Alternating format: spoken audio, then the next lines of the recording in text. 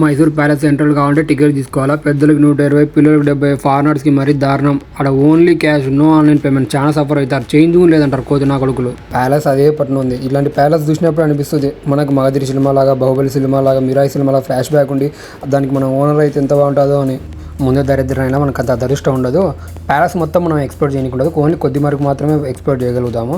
అక్కడ ఎంటర్ కావాలంటే first shoes కానీ స్లిప్పర్స్ అక్కడ బయట పెట్టేసి వెళ్ళిపోవాలి. ప్యాలెస్లో మనకి గైడ్లు కూడా దొరుకుతారు ప్యాలెస్ గురించి ఎక్స్ప్లెయిన్ చేయడానికి. వాళ్ళకి బడ్జెట్ పెట్టలేము అనుకుంటే వాళ్ళు వేరే వాళ్ళకి చెప్తుంటే వాళ్ళ వెనకాల ఉండి వినడమే.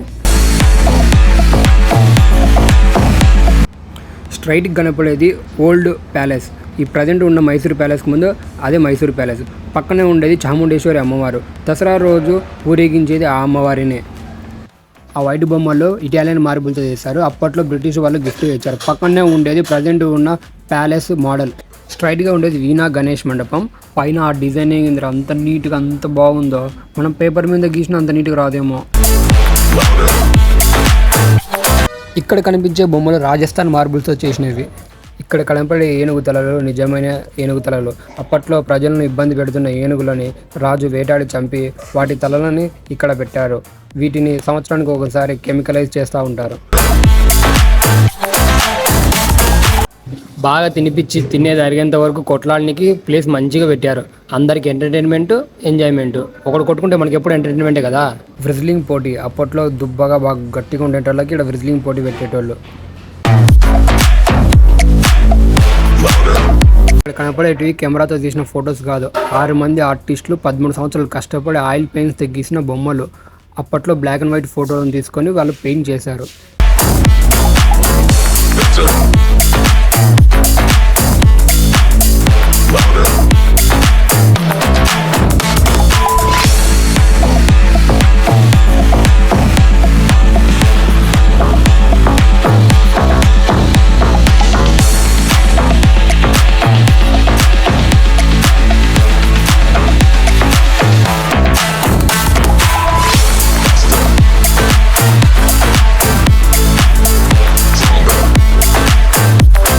చూస్తుంటే కళ్ళు చెదిరిపోతున్నాయి కదా. ఇది ఆక్టాగాన్ షేప్ ఫంక్షన్ హాల్ అంట. ఆ పిల్లర్స్ తుప్పు పట్టకుండా క్యాస్ట్ ఐరన్తో తయారు చేశారంట.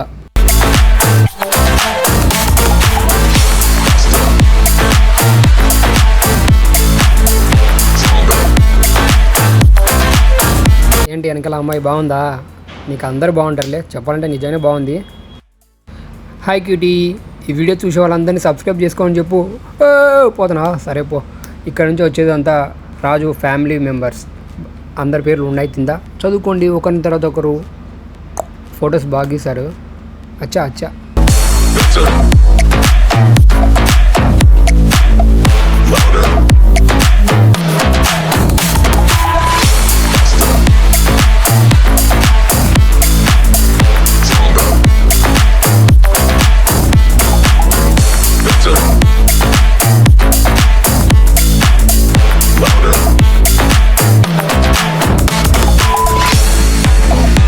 ఆ బొమ్మను పెయింటర్ భలే గీశాడు. గీసింది బ్రిటిష్ పెయింటర్ అంట. సూపర్. ఇక్కడ కనపడేవి ఇన్విటేషన్ బాక్స్లు అంట. ఇప్పట్లో పెళ్ళిళ్ళకి మనకి ఇన్విటేషన్ కార్డు ఇస్తున్నట్లు అప్పట్లో ఇట్లా ఇన్విటేషన్ బాక్స్లు ఇచ్చేవారు.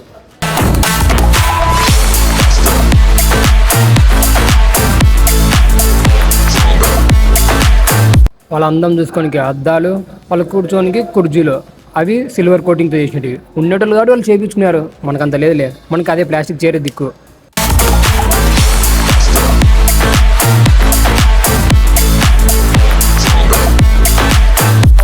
ఇవి ఏంటో మీకు తెలుసు. బాహుబలి సినిమాలో, మగధీర సినిమాలో చూసింటారు. పిరంగులు అంటారు కదా. ఇంతమంది అమ్మాయిలు ఒకే చోట గుమ్మిగుడినారంటే మీకు అర్థమే ఏంటి? అది అద్దంలో వాళ్ళ ముఖాలు వాళ్ళు చూసుకుంటూ ఆనందపడిపోతుంటారు, మురిసిపోతూ అంటారని కదా.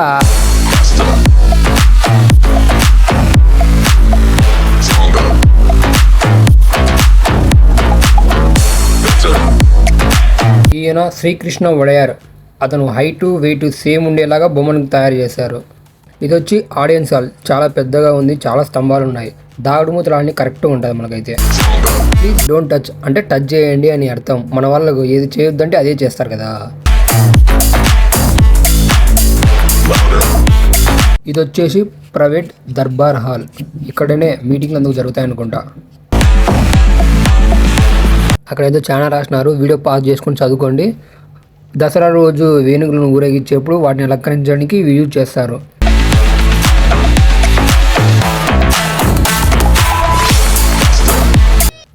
మొత్తానికి ఇదే మైసూర్ ప్యాలెస్ అంటే. చూసేశారు కదా అంతా. ఇక్కడే ఉత్సవాలప్పుడు గ్రాండ్గా సెలబ్రేషన్ చేసేది.